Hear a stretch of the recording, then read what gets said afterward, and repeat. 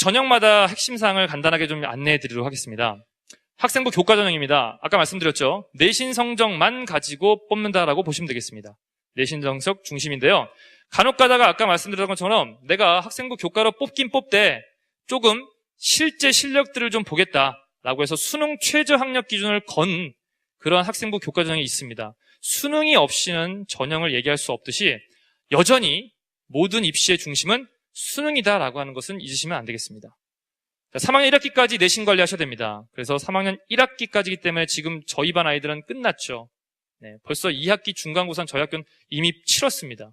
배운 것도 없이 벌써 봤습니다. 그만큼 학생들이 3학년 1학기 때까지만 집중을 하시면 됩니다. 한시적으로요.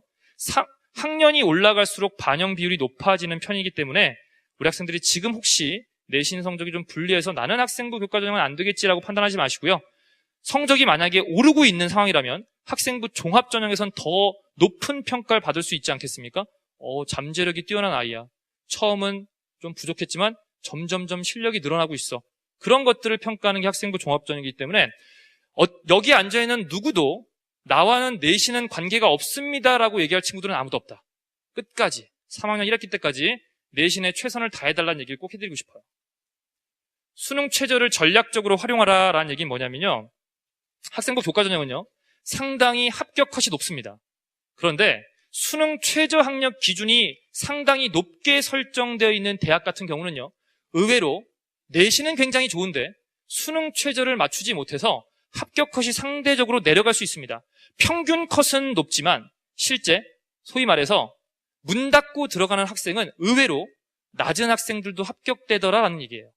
그래서 내가 만약에 학생부 교과 전형의 평균 컷이 도달하진 못하지만 내가 수능 최저 학력 기준을 맞출 수 있다면 조금 내가 내신이 낮더라도 학생부 교과 전형도 나의 어떠한 수시 전형에 포함시킨 상태에서 끝까지 내신 준비를 했으면 좋겠다는 얘기를 해드리고 싶어요.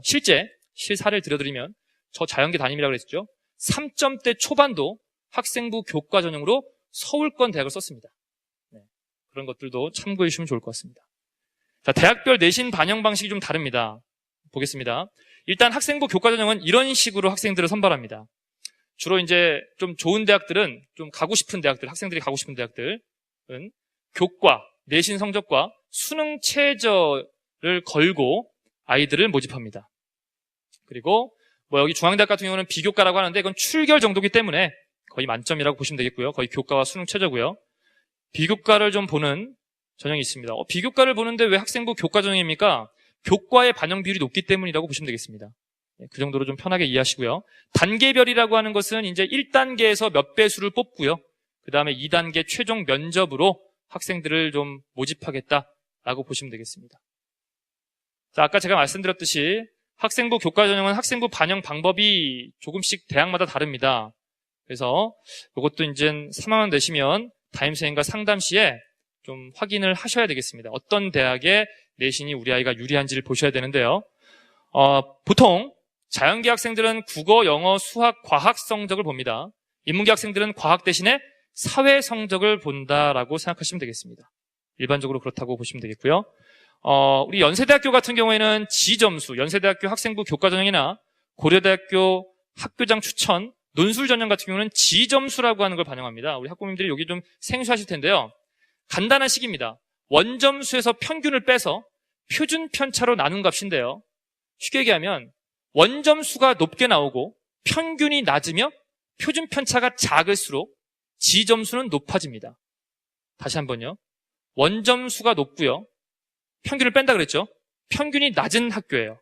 그리고 표준 편차라고 하는 건 뭐냐면 그 학교의 학력 수준이 비슷한 겁니다.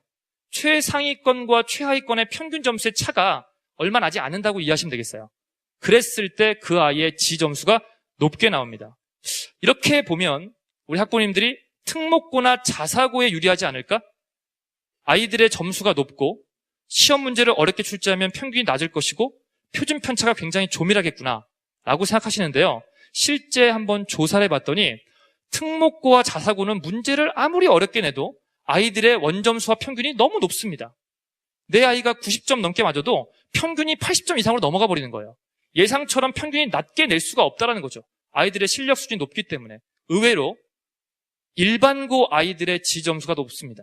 그런데 거기에도 또 연대와 고대는 그대로 반영하지 않습니다.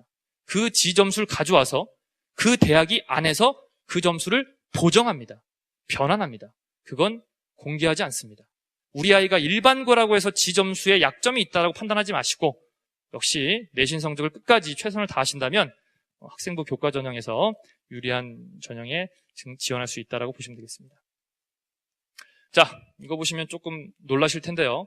학생부 교과 전형의 합격 평균 컷입니다. 네, 1.6, 1.7, 2.1, 2.1. 자, 저희 반 학생의 1등, 저희 반 1등이 내신이 1점대 초반입니다. 네, 그리고 2등이 2점대 초반입니다. 전 일반계 고등학교인데요. 그렇게 따진다면 한 반에 이러한 대학의 학생부 교과 전형을 쓸 수 있는 아이들이 2명, 3명 정도밖에 안 된다라고 볼 수 있겠죠. 그래서 나와는 관계없는 정말 꼭대기 내신을 받는 아이들만을 위한 전형, 그들만의 리그라고도 생각할 수 있겠지만 아까 말씀드렸던 것처럼 이러한 대학들이 어떤 대학은 수능 최저가 없고 정말 내신만 가지고 반영하는 그러한 대학 중에 가장 학생들이 가고 싶은 대학이라면 한양대학교가 그렇습니다. 한양대학교는 정말 깔끔하게 학생부만 100 반영합니다. 내신은 1에 수렴하겠죠. 5학기 동안 정말 1등급만 주구장창 받은 아이들만 오란 얘기예요. 근데 전교에 그런 아이들이 한양대학을 갈까? 물론 학교 수준에 따라 서울대학교 지역균형 선발에서 3개 영역을 2등급을 맞추라라고 하지 않았습니까? 그걸 맞추지 못하는 학교에 따른 전교 1등들이 있습니다. 그런 아이들을 뽑고자 하는 것이고요. 또 이러한 대학 중에 수능 최저 등급이 높게 설정되어 있다면 평균은 다소 높게 보이나 이 점수보다는 좀 더 낮더라도 한번 도전해 볼 수도 있다는 거죠. 그만큼 수능 최저의 활용폭을 좀 더 넓게 보시는 게 좋을 것 같습니다.